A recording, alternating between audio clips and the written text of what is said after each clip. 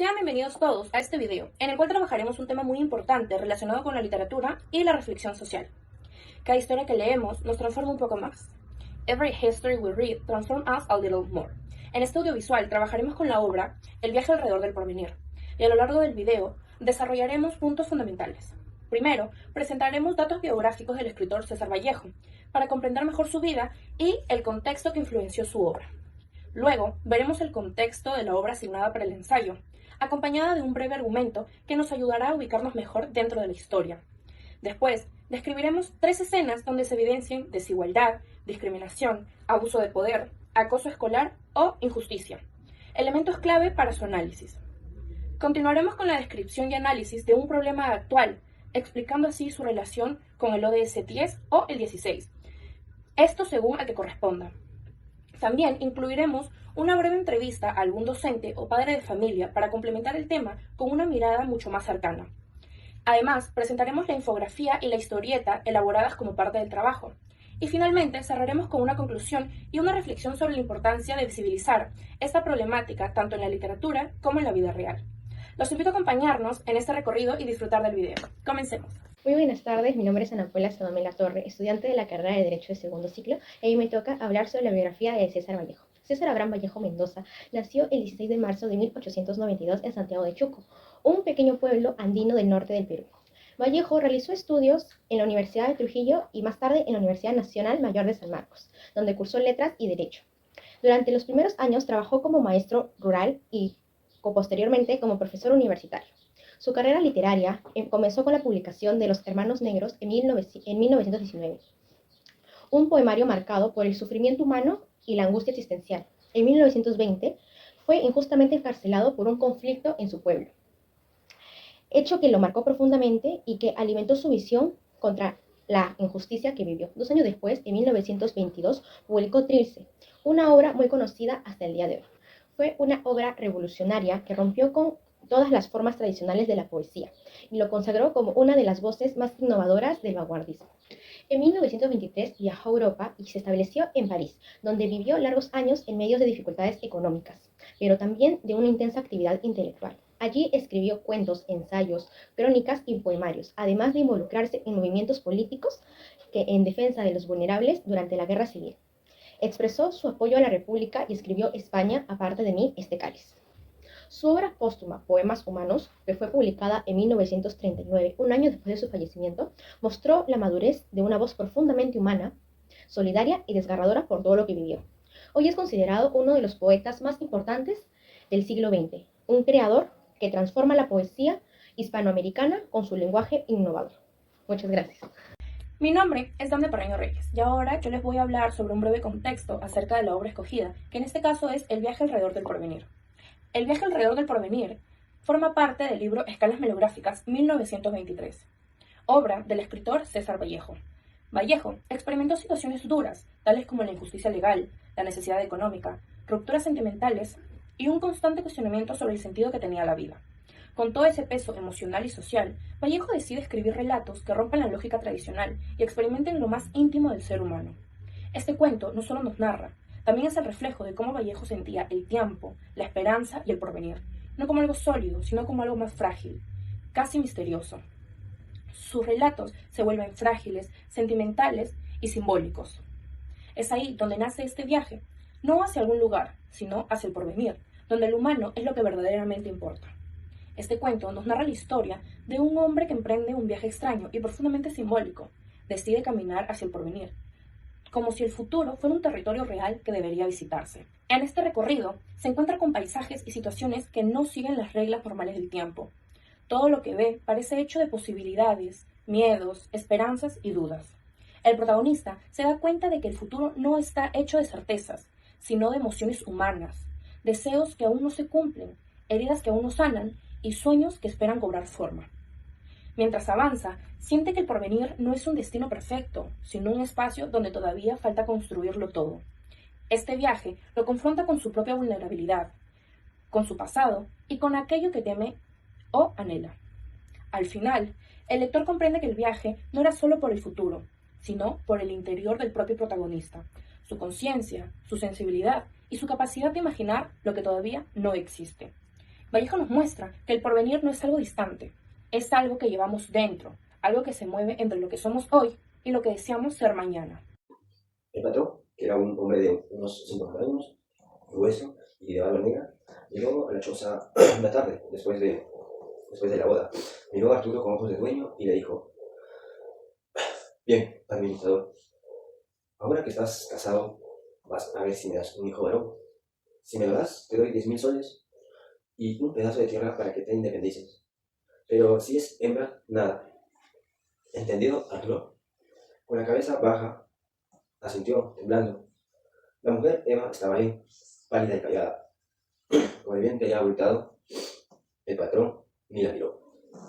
La trató como un mueble, como si su cuerpo fuera solo un horno para cocer el futuro del hombre. El patrón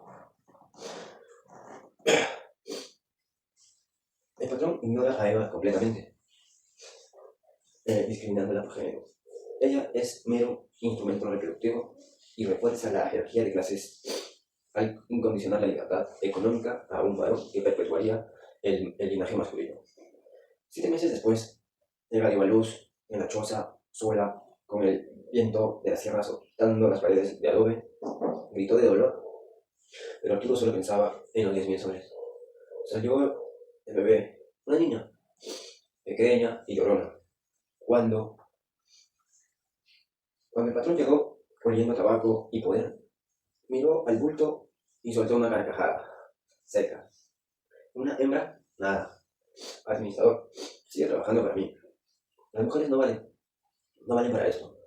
Arturo se quedó mudo, con los ojos en el suelo. Eva, exhausta en la cama, lloró bajito, sabiendo que su hija era un peso más en la cadena de la hacienda. Al final, la niña era descartada socialmente. No hay recompensa y la familia queda atrapada en el ciclo de explotación. La choza del administrador era de adobe, crudo, con techo de dicho, en un rincón de la hacienda. Dentro, un fogón humeante, una hamaca arraiga y un catre viejo. Arturo ganaba 60 soles al mes como mayordomo, pero las deudas con el patrón lo ataban como a un empleado. El patrón, en cambio, cabalgaba por las tierras, oliendo a tabaco y riqueza, decidiendo quién comía y quién moría de hambre. Estos culíes eran tratados como esclavos. Hola, mi nombre es Yasmín María de los Ángeles Ordoña Inti. Soy de la carrera de Administración y Negocios Internacionales. Bueno, en el cuento, Vallejo muestra cómo el poder se usa para favorecer a ciertos personajes, como el administrador, que recibe mejores datos y beneficios solo por ser allegado a Don Julio, familiarmente, mientras que los obreros, que trabajan y se esmeran, son ignorados. Esta situación refleja el nepotismo, que según Bayar y Coca, es la práctica de otorgar trabajos o privilegios a familiares con la posición de poder. Además, Hart y Vendraviene explican que este favoritismo genera desigualdad y desconfianza, porque no se escoge a los trabajadores o no se les da una oportunidad por sus capacidades, sino que por vínculos familiares. Esta problemática no solo la podemos vivir en la literatura, sino que también se vive en la actualidad. Por decir, tenemos una problemática donde ocurrió en el año 2023 que la Contraloría descubrió que un funcionario del proyecto de Tacna contrató a sus propios parientes sin evaluación profesional, recibiendo más de 28.000 soles. Así, el favoritismo reemplaza el mérito y perjudica a personas capacitadas. Este tema también lo podemos relacionar con la ODS 10, que es la reducción de desigualdad, ya que el abuso de poder y las conexiones personales producen oportunidades injustas, afectando la desconfianza de las instituciones y limitando el desarrollo social. Finalmente, el sentimiento de injusticia puede vincularse también con el poema Los Heraldos Negros de Vallejo, donde los golpes pueden ser el sufrimiento profundo causado por las fuerzas superiores e incontrolables. En el cuento, esos golpes pueden ser traducidos como abusos y desigualdades que dejan huellas en la vida. Bueno, hoy vamos a reflexionar sobre el concepto crucial en nuestra sociedad, la irresponsabilidad ética a través de la visión crítica del gran poeta y pensador peruano César Vallejo en su obra. La pregunta central es: ¿qué sucede cuando el interés personal se impone al bien común? Según nuestra infografía, la irresponsabilidad ética es la falta de compromiso moral con los demás y consigo mismo. Se manifiesta cuando priorizamos el éxito individual sobre el bien común.